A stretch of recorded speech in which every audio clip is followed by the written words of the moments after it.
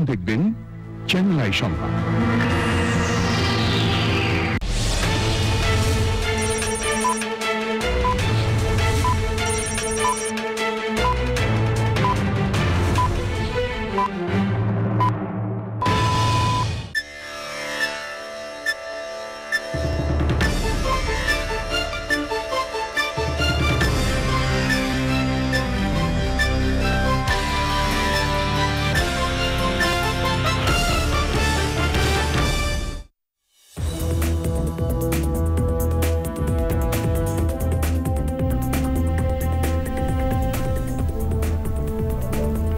আসসালামু আলাইকুম, আমন্ত্রণ চ্যানেল আই সংবাদে। আপনাদের সাথে আছি আমি ফারহানা হোসেন।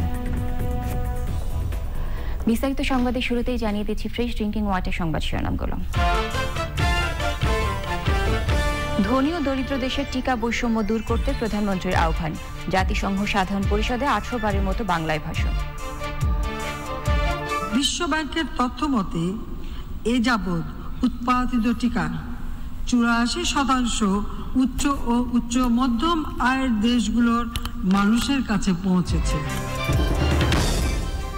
দৃষ্টিনন্দন পর্যটন থাকলেও নানা অব্যবস্থাপনায় আবেদন হারাচ্ছে কক্সবাজার। ফুটপাতের পুরোটা ছাড়িয়ে মূল সড়কেও ময়লার স্তূপ।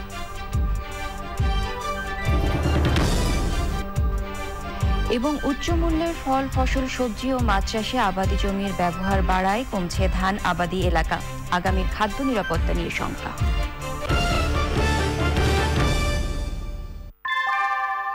আনোয়ার শীট দামে কম, থেকে অনেক বেশি। আনোয়ার শীট। শুনছিলেন শিরোনাম, এবারে বিস্তারিত। ধনী ও দরিদ্র দেশের মধ্যে টিকার বৈষম্য দূর করে সবার জন্য সাশ্রয়ী মূল্যে টিকা পাওয়া নিশ্চিত করার আহ্বান জানিয়েছেন প্রধানমন্ত্রী শেখ হাসিনা।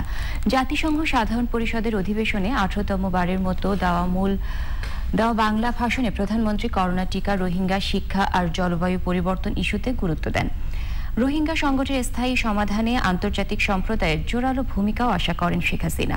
ভাষণে বঙ্গবন্ধু সহ 75-এর 15 আগস্টে নিহতদের ন্যায় বিচার পাওয়ার প্রত্যাশাও করেন তিনি। পান্তুর রহমান জানাচ্ছেন বিস্তারিত। কিছুটা কাকতালীয় হলেও জাতিসংঘে বাংলাদেশের স্থায়ী প্রতিনিধি রাবাব ফাতিমার কাছে অধিবেশনের দায়িত্ব এলো এই সময়টিতেই। তার মুখে উচ্চারিত হলো শেখ হাসিনার নাম। It's my distinct honor and privilege now to welcome Her Excellency Sheikh Hasina, Prime Minister of the People's Republic of Bangladesh, and I invite her to address the General Assembly. Madam Prime Minister. অভিনন্দন আর করতালির সঙ্গে 18তম বারের মতো জাতিসংঘ সাধারণ পরিষদের মঞ্চে ওঠেন প্রধানমন্ত্রী শেখ হাসিনা। বঙ্গবন্ধু শেখ মুজিবুর রহমানের পদাঙ্ক অনুসরণ করে এবারও তার বাংলায় ভাষণ। 2014 সাল থেকে এই সূচকে বাংলাদেশ আঞ্চলিক প্রতিবেশী দেশগুলোর চাইতে এগিয়ে রয়েছে।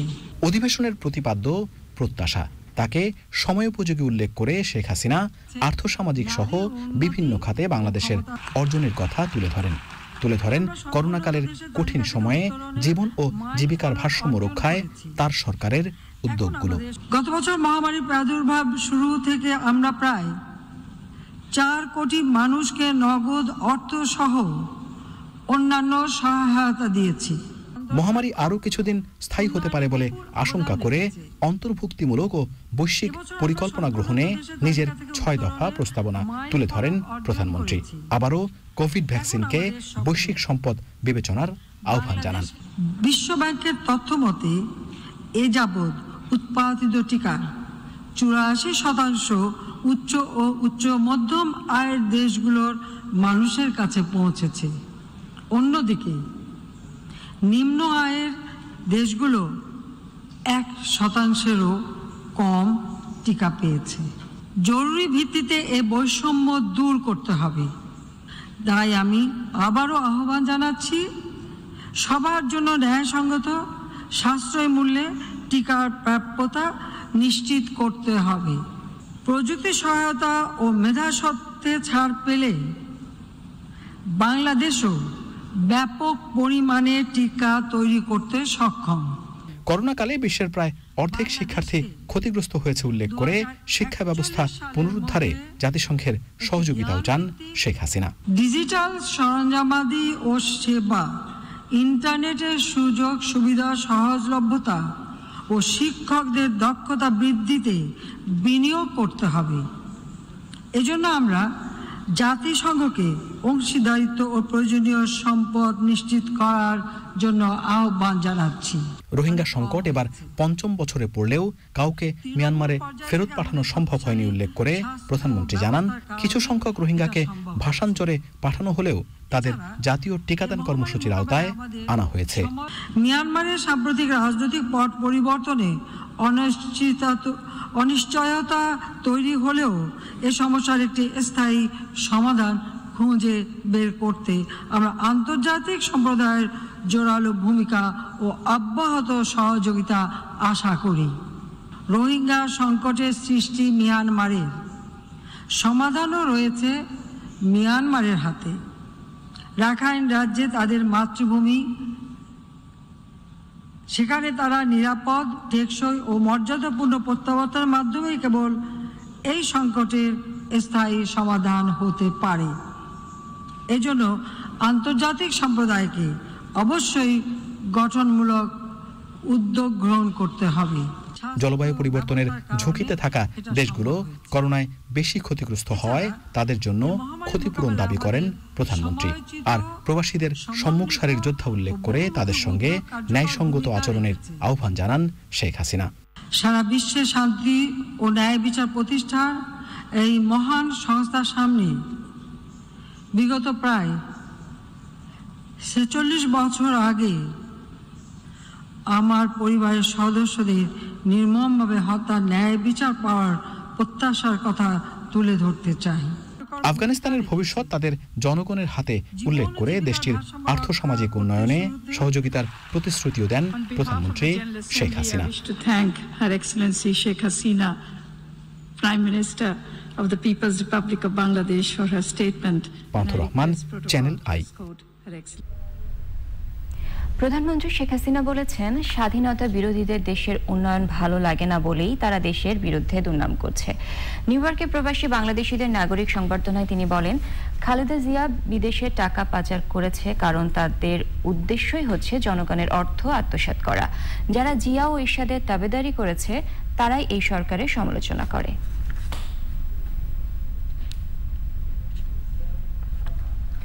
ফুটপাতের প্রায় পুরোটা ছাড়িয়ে মূল সড়কেও ময়লার স্তূপ, প্রতিটি রাস্তাতেই ভোগান্তি চরমে। এ চিত্র সমুদ্র সৈকতের শহর কক্সবাজারের। দৃষ্টিনন্দন পর্যটন থাকলেও নানা অব্যবস্থাপনার কারণে আবেদন হারাচ্ছে কক্সবাজার। মোস্তফা মল্লিকের রিপোর্ট। এমন দৃশ্য চোখে পড়বে কক্সবাজারের কলাতলি, সুগন্ধি সহ প্রায় প্রতিটি পয়েন্টের প্রবেশ মুখে। আশপাশের অভ্যন্তরীণ সড়কের পাশাপাশি পর্যটন স্পটগুলোর মূল সড়কও ব্যবহার অনুপযোগী। বিভিন্ন উন্নয়নমূলক কাজ চলায় সড়কই যেন মালামাল রাখার বিশাল গুদাম। ফুটপাত আছে, তাও পুরোটা নেই। পর্যটকরা বলছেন ভোগান্তি অনেক। গত 17 সালে আসছিলাম একবার, রাস্তাটা অনেক ভালো ছিল, রাস্তা অনেক খারাপ এখন, বর্তমানে রাস্তাটা খুব খারাপ হয়ে গেছে। তবে এবারে রাস্তার অবস্থা আসলে খুব খারাপ, প্লাস বৃষ্টি হওয়ার জন্য অনেক জায়গায় কাদাটা জমে, মানে আসলে ভালো অবস্থা নেই। আরও নানা সমস্যার কথা বলছেন তারা। ম্যানহোল, রাস্তাঘাটের অবস্থা খুবই খারাপ, এবং তারপরে তো যানজট আছেই। প্রায় 1.5 বছর বন্ধ থাকার পর আবারও উন্মুক্ত হয়েছে পর্যটন স্পটগুলো। ভোগান্তিমুক্ত উন্নয়ন কাজ না হলে লোকসানের মুখে পড়বে হোটেল ব্যবসা, বলছেন হোটেল মালিকরা। যে একটা বিউটিফিকেশন আছে, সে লক্ষ্যে কিন্তু আজকে আমরা কিন্তু 20-30 বছরের মধ্যে কাঙ্ক্ষিত উন্নয়ন কিন্তু আমরা কিন্তু কক্সবাজার করতে পারিনি। জেলা প্রশাসক বলছেন সবকিছু সমন্বয়ের চেষ্টা চলছে। আমরা মিটিং করেছি, আমরা আশা করি এবং বিশ্বাস করি খুব দ্রুত আমাদের যে শহরের রাস্তাঘাট, এই কাজগুলো দ্রুত আমরা শেষ করতে পারবো। পর্যটনের সম্ভাবনাময় খাতের তালিকায় কক্সবাজার শীর্ষে। নানা অব্যবস্থাপনার কারণে কাঙ্ক্ষিত পথে এগোয়নি কক্সবাজারের পর্যটন, বলছেন পর্যটকরা। জাতীয় পর্যায়ের যে সড়ক এবং মহাসড়ক রয়েছে সেগুলো এখন অনেক উন্নত এবং আকর্ষণীয়, এমনকি পাড়া মহল্লার সড়কগুলোও বেশ আধুনিক। তবে পর্যটন নগরী কক্সবাজারের এই যে সড়ক, এটি আন্তর্জাতিক মানের নয় তো, বরং যারা পর্যটক রয়েছেন তারা প্রশ্ন ছুড়ে দিয়েছেন, এটা কি জাতীয় মানেরও কোনো সড়ক হতে পারে? কক্সবাজার থেকে মোস্তফা মল্লিক, চ্যানেল আই। পরিবেশ সংরক্ষণে গুরুত্বপূর্ণ অবদানের জন্য এ ফ্রেন্ড অব নেচার পুরস্কার পেলেন পরিবেশবিদ মুকিত মজুমদার বাবু। National council of miss Earth বাংলাদেশের পুরস্কার প্রদান অনুষ্ঠানে পরিবেশ রক্ষায় তরুণ প্রজন্মকে যুক্ত করার আহ্বান জানান তথ্য ও সম্প্রচার মন্ত্রী শমিক আহমেদের রিপোর্ট। পরিবেশ সংরক্ষণে নারীদের অংশগ্রহণ বাড়াতে প্রকৃতি যোদ্ধা নারীদের নিয়ে মিস আর্থ বাংলাদেশ এর দ্বিতীয় আয়োজন। দেশের পরিবেশ সংরক্ষণে গুরুত্বপূর্ণ অবদানের জন্য 6 বিশিষ্টজনকে আ ফ্রেন্ড অব নেচার পুরস্কার তুলে দেন তথ্য ও সম্প্রচার মন্ত্রী হাসান মাহমুদ। পরিবেশবিদ মুকিত মজুমদার বাবুর পক্ষে পুরস্কার গ্রহণ করেন তার স্ত্রী বিশিষ্ট সাংস্কৃতিক ব্যক্তিত্ব কেকা ফেরদৌসী। পুরস্কার পাওয়াই আসলে মানুষের জন্য একটা আনন্দের। পুরস্কার পাওয়া মানে তার কাজের স্বীকৃতি। আমার হাজব্যান্ড আজকে যে তার কাজের স্বীকৃতির জন্য এমন একটা পুরস্কার পেয়েছেন, তাতে আমি এবং আমার পরিবারের সবাই আনন্দিত। পরিবেশ সংরক্ষণের গুরুত্ব তুলে ধরে আয়োজনের প্রশংসা করেন প্রধান অতিথি। নতুন প্রজন্মকে এখানে সম্পৃক্ত করে কিভাবে প্রকৃতিকে রক্ষা করা যায়, পরিবেশকে রক্ষা করা যায়, সেই ভাবনাটুকু নতুন প্রজন্মের মধ্যে ছড়িয়ে দেওয়া যায় এবং তাদের সেই ভাবনায় সব প্রজন্মই যেন অনুপ্রাণিত হয়। পরিবেশ বান্ধব টেকসই উন্নয়নে নারীদের যুক্ত করার কথা জানিয়েছেন আয়োজকরা। কারণ আমরা মনে করি সমাজের যারা এখন তরুণ, যারা বাংলাদেশের 52%, তাদেরকে কিছুতেই মূলধারা থেকে বাইরে রাখা যাবে না। আমরা এখানে যারা আছি তারা অবশ্যই অনেক রেসপন্সিবল তারা এই সমাজটাকে পরিবর্তনের জন্য, বাট আমরা মনে করি তাদের হাতিয়ার হচ্ছে এই তরুণ সমাজ। 999 গ্লোবাল ও রোটারি ইন্টারন্যাশনাল গুলশান অ্যাভিনিউর আয়োজনে মঞ্চ আলোকিত করেন প্রকৃতি যোদ্ধা মিস আর্থ বাংলাদেশের অংশগ্রহণকারীরা। Shoumik Ahmed, channel I, Dhaka. উচ্চ মূল্যের ফল, ফসল, সবজি ও মাছ চাষে চলে যাচ্ছে আবাদি জমি। কমছে প্রধান খাদ্যশস্য ধান আবাদি এলাকা। এমন পরিস্থিতিতে আগামীর খাদ্য নিরাপত্তা ভাবনা নিয়ে প্রস্তুত হওয়া দরকার এখনই। কি ভাবছেন সরকারি দায়িত্বশীল ও নীতি নির্ধারকরা? শাইখ সিরাজের রিপোর্ট। স্থানীয় জাত থেকে উচ্চ ফলনশীল, তারপর এসেছে হাইব্রিড। আবাদি এলাকা বাড়েনি, কিন্তু বহু অনাবাদি এলাকা এসেছে চাষের আওতায়। বেড়েছে শস্যের নিবিড়তা এবং ফসল বৈচিত্র্য। 50 বছরে ধানের উৎপাদন 1 কোটি টন থেকে হয়েছে 4.25 কোটি টন। এর মধ্যে সবজি আবাদে ঘটে গেছে আরেক বিপ্লব। সারা পৃথিবীতে এই মুহূর্তে সবজি উৎপাদনে আমরা 3য় স্থানে রয়েছি এবং এটি একটি বিশাল অর্জন মনে করি আমাদের এটি ছোট্ট একটি দেশে, যেখানে ধান উৎপাদনটা আমরা মুখ্য ধরে থাকি এখনো। এর সঙ্গে যোগ হয়েছে ফল উৎপাদনের বিষয়। 13-14 সালে যেখানে 99 লাখ টন উৎপাদন হতো, বর্তমানে সেখানে 1,25,00,000 মেট্রিক টন ফল উৎপাদন হচ্ছে। প্রতি বছর ফলের উৎপাদন 11.5% হারে বৃদ্ধি পাচ্ছে। জ্যামিতিক কিংবা গাণিতিক দুই হিসেবে বেড়ে মাছ উৎপাদনে বাংলাদেশ অবাক করেছে পৃথিবীকে। আমাদের 2009-10 অর্থ বছরে আমাদের দেশে মাছের উৎপাদন ছিল 29 লক্ষ মেট্রিক টন, যেটি 2019-20 অর্থ সালে সেটি হয়েছে 45 লক্ষ মেট্রিক টন। অনুরূপভাবে আমাদের দেশে 2009-10 সালে আমাদের চাষি সংখ্যা ছিল 42 লাখ, যেটি 19-20 হয়েছে 45 লাখ। এবং সেই সাথে জমির পরিমাণও কিন্তু বেড়েছে। আমাদের 2009-10 সালে জমির পরিমাণ ছিল 30 লক্ষ হেক্টর, যেটি 19-20 হয়েছে আমাদের 40 লক্ষ হেক্টর। প্রশ্ন হলো, ফসল ও ফলন বৈচিত্র্যে আমরা বাস্তবে এগিয়েছি কতদূর?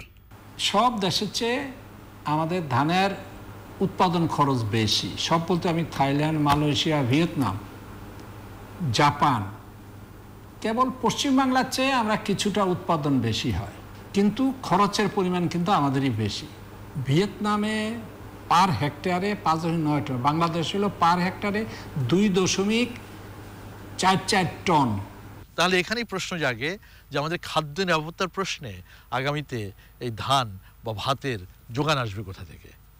সমাধান একটাই, ধানের ফলন বাড়ানো, সেখানে প্রযুক্তি বড় নির্ভরতা। ধান চাষকে লাভজনক করতে হলে উৎপাদন খরচ কমানো, এর উৎপাদন অনেক বাড়িয়ে ফেলা, প্রযুক্তি নির্ভর করা এবং অন্য ফসলের চেয়ে যেন এটা লাভজনক থাকে করে, সেই জন্য এর দামও বাড়তে হবে। কৃষক লাভের দিকে ঝুঁকবে, এটি স্বাভাবিক। তাদের লাভ নিশ্চিত করে খাদ্য নিরাপত্তা সহ আগামীর জন্যে একটা সুষম কর্মপরিকল্পনা নিশ্চিত করা গবেষক এবং পরিকল্পনাবিদদের দায়িত্বের মধ্যে পড়ে। এটি করতে পারলে আমরা আগামীর জন্য রচনা করতে পারবো একটা শক্ত বুনিয়াদ। শাইখ সিরাজ, চ্যানেল। এ নিয়ে বিস্তারিত প্রতিবেদন দেখবেন আজ রাত ৯টা সংবাদের পর হৃদয় মাতৃ মানুষ অনুষ্ঠানে। দর্শক, আপনারা দেখছেন চ্যানেল আই সংবাদ। এবার অশোক লীলা ডিফা ডটস বিরতির পর যা থাকছে। সাব চ্যাম্পিয়নশিপের জন্য বাংলাদেশ ফুটবল দলের প্রস্তুতি, নতুন কোচের কোচিংয়ে সন্তুষ্ট বাফুফে সভাপতি।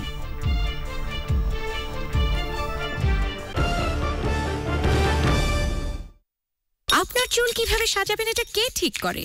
ফেটে যাওয়া চুল নাকি ঝরে পড়া চুল? চুলের সমস্যা যেন আপনার চুলের সাজে বাধা না হয়। চুলের সমস্যা মানে হচ্ছে চুলের ড্যামেজ। ডাভ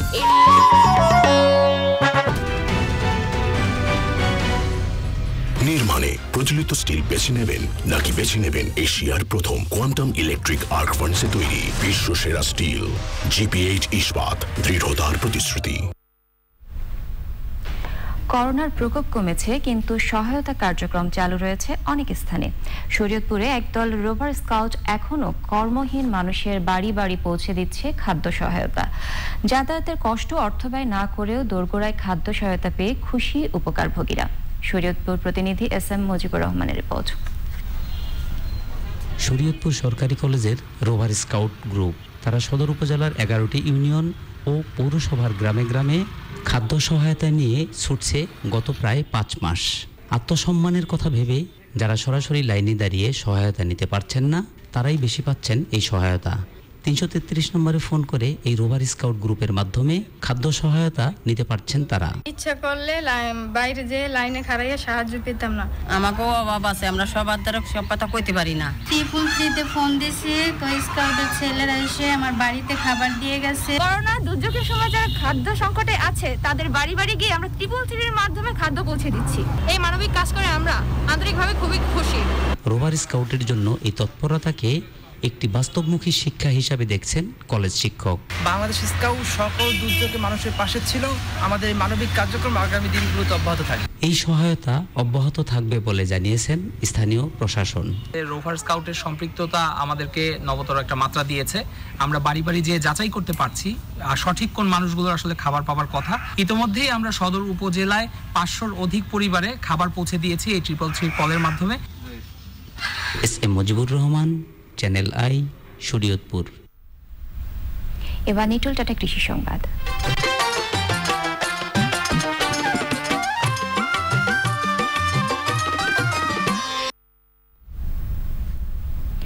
গাইবান্ধায় কেঁচো সার বা ভার্মি কম্পোস্টের বাণিজ্যিক উৎপাদন শুরু হয়েছে। এতে ফসল উৎপাদনে নতুন গতি আসার পাশাপাশি আর্থিক সচ্ছলতা এসেছে অনেক পরিবারে।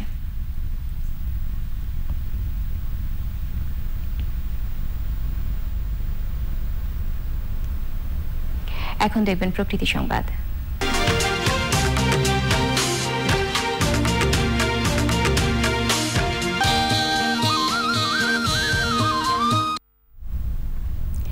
করোনাকালে দিনাজপুরের ঐতিহ্যবাহী রামসাগর দীঘি জাতীয় উদ্যানে 17টি চিত্রা হরিণ জন্ম নিয়েছে। পর্যটকবিহীন কোলাহলমুক্ত নিরিবিলি পরিবেশে এখনকার হরিণের প্রজনন বেড়েছে।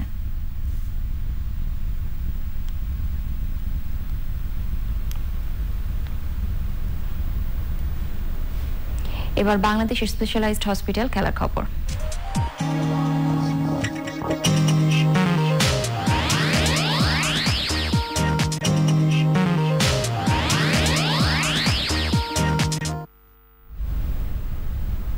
সাব চ্যাম্পিয়নশিপকে সামনে রেখে দ্বিতীয় দিনের মতো অনুশীলন করেছে বাংলাদেশ ফুটবল দল। নতুন কোচ অস্কার ব্রুজেনের কোচিং নিয়ে সন্তুষ্ট বাফুফের সভাপতি কাজী সালাউদ্দিন জানিয়েছেন, সেরা একাদশ সাজানোর বিষয়ে কোচের মতামতই প্রাধান্য পাবে।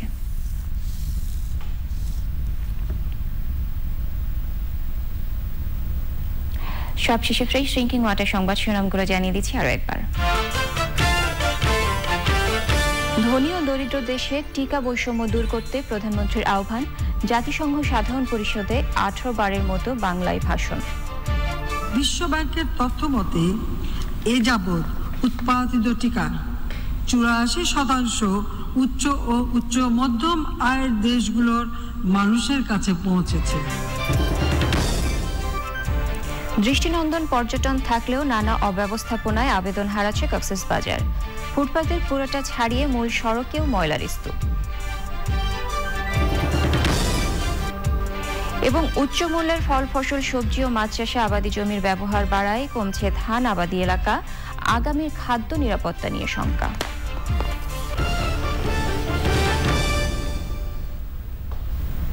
দর্শক, এই ছিল এখনকার সংবাদ আয়োজন। এতক্ষণ সাথে থাকায় ধন্যবাদ সবাইকে।